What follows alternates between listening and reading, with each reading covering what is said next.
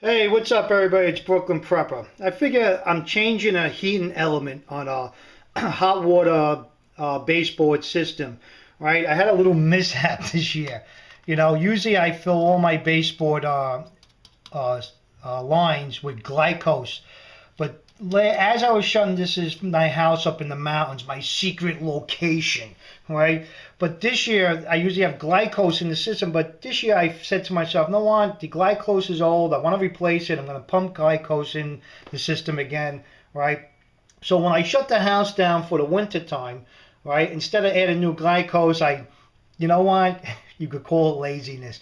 I blew all the lines out. I took all the water out of the lines in the house, figuring when I come to open up again, come spring, right, I could just put the new glycose in there, blow the whole system out, blow the boiler out, and clean it all out good, right?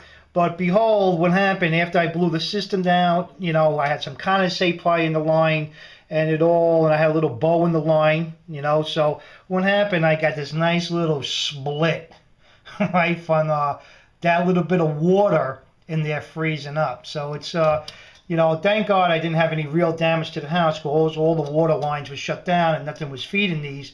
But whatever little water was in there, right, really like blew a hole right through it. Right, so what I have to do is now, what I did, a temporary fix, I ran a piece of copper line and copper pipe over here so I could get the rest of the heat in the house going, right, until I got a new element. So what I got here is a brand new element, right, and what I'm going to do is cut this piece of copper out of here, right, and sweat a new element in there, right. So there you go. And in an upcoming video, I'm going to show you how to, when I charge the lines with glycose again, right, I'm going to show you how to charge your glycose, your baseboard water heating system with some glycose so you can avoid freeze up. Glycose keeps the pipe safe up to like 4,000 below zero. So, right, but my little mistake, and safe to say I'm not going to do it again. I'm always going to make sure I put the glycose in right away. Right, but it was a little problem, but so I figured I got to fix it, and I'll take you guys for a ride to fix it. A lot of you people probably know how to sweat pipe out there, but for you, the people who don't know how to sweat pipe, right? I'm going to show you. It's a simple thing. You got to use a torch and some solder and flux, right? It's a simple little trade to learn. And I think for preppers, it's a good trade to learn, right? So you don't got to waste a lot of money on plumbers and everything like that, where you simply could sweat your own lines, especially if you're going to run some water lines outside, you're going to, run some emergency water systems anywhere. Why are you going to call a plumber sweat copper pipe together? Well, you could do it yourself. It's quite simple. A lot of people look at it, well, I got to use a torch, a little intimidating. I'm going to show you how to do it. I show you how I do it my way, right? Okay, so this element I cut out a few weeks ago, and throw that out. Get out of here. Right? And I'm going to replace it with the new element, right? I'm going to remove this pipe and put the new heating element inside there. Let me show you how to cut pipe with a pipe cutter, and it's really simple. All right, guys, this is just the couple of things you're going to need. Obviously, you're going to need a torch, right? You're going to need some solder, right? You're going to need some flux, right? You're going to need a couple of couplings, right, to repair the line. And you got all different types of pipe cutters, right? You got bigger ones and you got smaller ones, which this smaller one right here is really good because we want to do, if you're going to get into a tight spot, you got room to swing the cutter around. All right, so there you go. You got some cutters, and then you're going to need something to clean your copper first before you put the flux and solder it. Right, you want to make sure those lines are nice and clean. All right, so that's basically what you need. What you got here, you got some pipe cutters, solder, flux, a torch, right? Some couplings. You got your heating element, and I'm going to cut into here. Right, I'm going to try and do this one-handed right now. So how you use a pipe cutter, for you don't know how to do it, you open it up, right, and you get it on your pipe. All right, so make sure you open it up enough to get on your pipe. All right, I'm doing it one-handed. Look at that, one-handed, right? And then what you're going to do with measure where you're going to be going with it. All right, I do everything by eye. All right, all that tape measure and stuff. So this is exactly where I want to go. So the pipe's going to go into here, up into this little part, this little indent right here, right? So what you do, all to use is a pipe cutter to cut up, you tighten down the pipe cutter, right? And you just spin it around, right? You spin it around a couple of times. Every few times you spin it around, you're going to tighten again a little bit. Not too much, don't go overkill, and then you spin it again. Right, takes a little time. Right, there you go, you tighten it down again, and see right here, it's starting to cut. It's starting to cut right into the pipe. As simple as that. So, right, do I need a plumber to come to my house and do this? No. Alright, so here you go. So this will be a good little lesson. It's real simple. You get a pipe cutter and you just tighten it down as you're spinning, and eventually you're going to cut right through the pipe and have a nice even cut. Alright, so let me get back to you after it's cut. Alright guys, see now I cut through the pipe here with the pipe cutter. Right, and next thing you want to make sure is all that water is out of those lines before you start sweating. Right, so what you're going to do is try to make sure you get all that water out of the line. So I had a little bit of water in there. Right, I'm just going to make sure it all drains out before I start sweating anything up. Right, because the water inside would stop you. It cools the pipe off, obviously, and you can't really. It's hard to sweat. You might not get a good seal.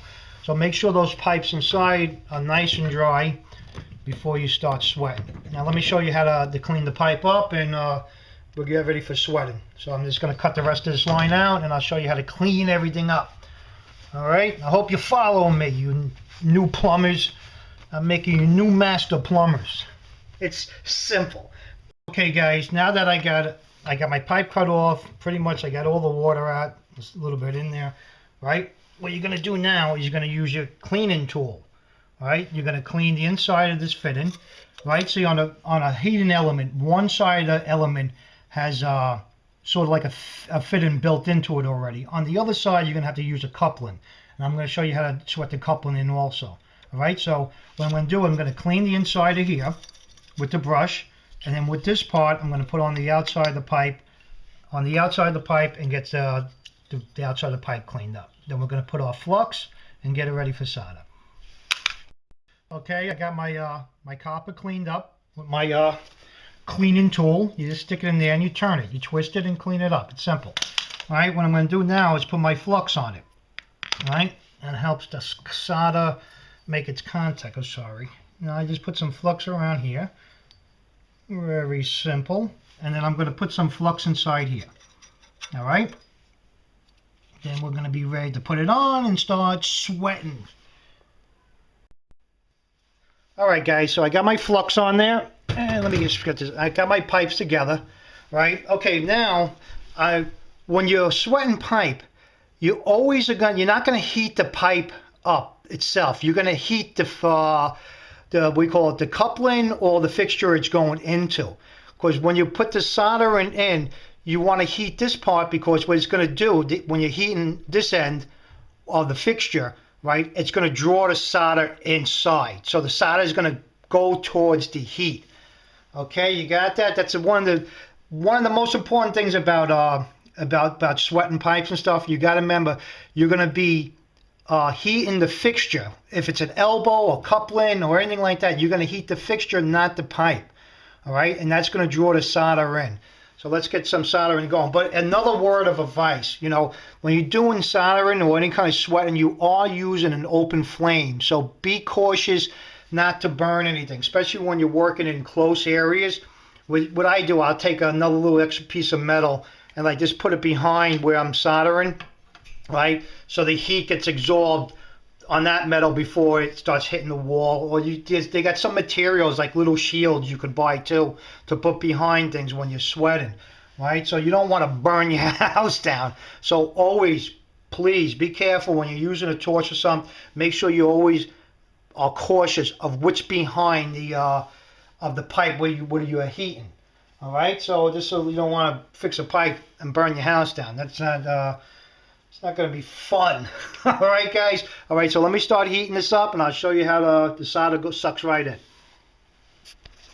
Over here, right, when that gets nice and hot, right, then my solder will start flowing through.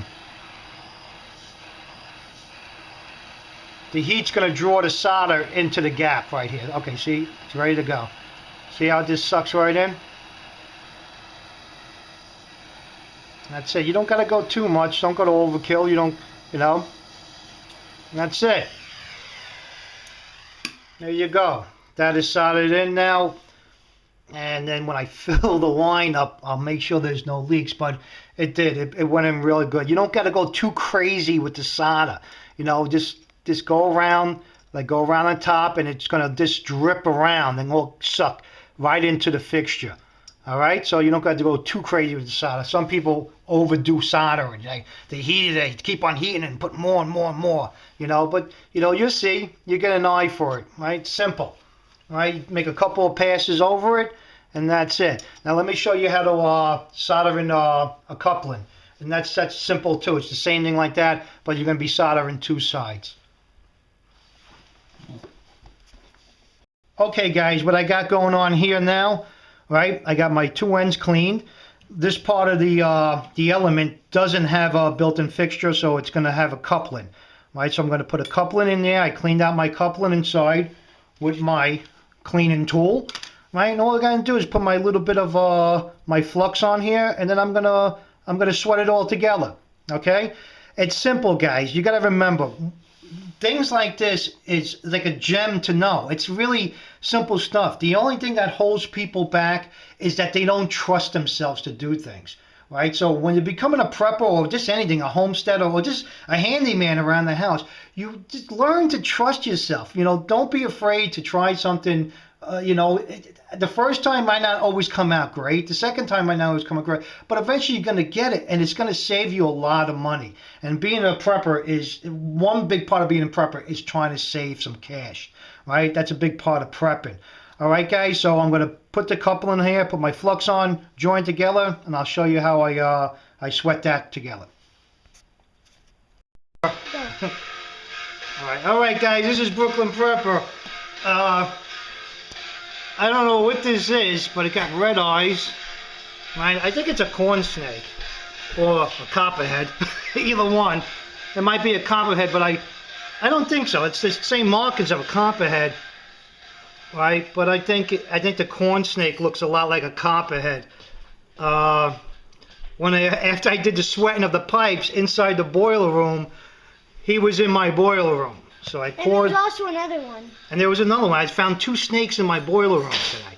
One was a garden snake, and one was this. I think it's a corn snake. You know. All right, guys. So I just figured I'll share that with you. Look at him. He's pretty big. He's a hefty guy. Blah! Corn snake. I think he's a corn snake. Well, we're gonna let him go.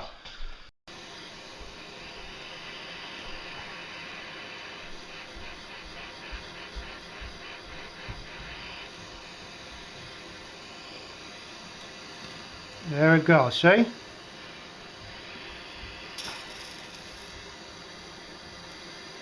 Alright, and now I'm going to get the other side. See it suck right in? I don't know if you can see it, but it sucks right in. And, you know, you don't got to worry about the bottom too much because it goes right down to the bottom. And there you go.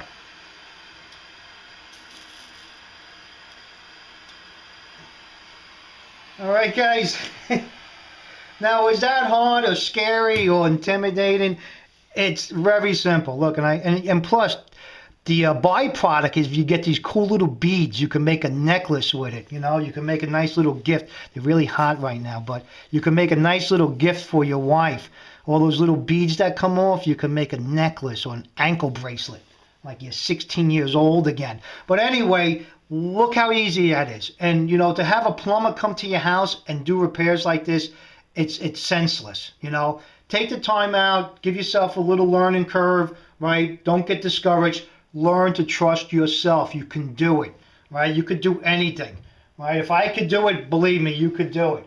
All right, guys, there you go. I just put a brand new heating element in my the bedroom in my secret bug out location, my WROL location. All right, I'll talk to you in a second. Okay, guys, simple, right? Okay, the moral of the story here is, you know, there are more homes lost and damaged due to pipes breaking from being frosted over, from freeze-ups and stuff like that. More houses get devastated from that happening alone, right, than disasters, you know. So it's really important to really keep up with your heating system, especially if there is like some kind of event and it happens during in the winter, right? You want to make sure you have the ability, right, to weatherproof your home until power comes back on, right? So in my next video, what I'm going to do is stay on the lines of how to protect your home due to the elements, right? My next video is going to be is how to charge your system with glycos, your baseboard system if you have, and I'm going to show you how to antifreeze all your water lines, right, to keep everything nice and safe until power comes back on and everything else. I think it's an important thing to know. Is like I said, more homes during blackouts, right, get destroyed because the water lines just popping open due to frost. All right, so I hope this helped you guys out, and if you'd like to see some more of this type of videos, doing yourself around the home stuff, let me know. And like I said, trust yourself. Get out there and do it. Like, have fun, right? If something breaks, try to fix it. Maybe you might have to try to fix it a couple of times, but you're going to get it. Once you get it, you're saving money. You don't got to have some stranger come into your house, right, and sweat pipe for you, right? It's a waste of money. That whole thing cost me. The element that I bought was $49. I got the element, and maybe an hour I would give out of my time, right? So the whole thing cost me 49 bucks, right? If you would have called a plumber in to do that, you're talking about 200 bucks, 250, easy. All right, guys, live for today, prep for tomorrow. See you next time.